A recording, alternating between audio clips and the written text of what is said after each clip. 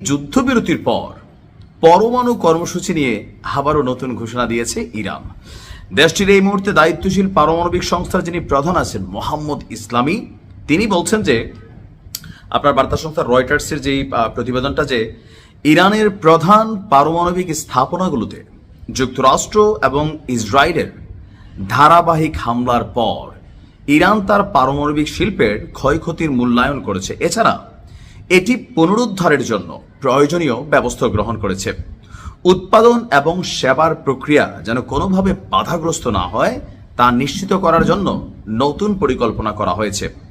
হামলায় ক্ষতিগ্রস্ত যে স্থাপনাগুলো আছে সেগুলোকে বন্ধ করবে না ইরান, বরং দ্রুত সংস্কার করে আপনার জরুরি ব্যবস্থা করে এটাকে সংস্কার করা হবে এবং জাতীয় স্বার্থ সুরক্ষায় সব ধরনের পদক্ষেপ নেওয়া হবে।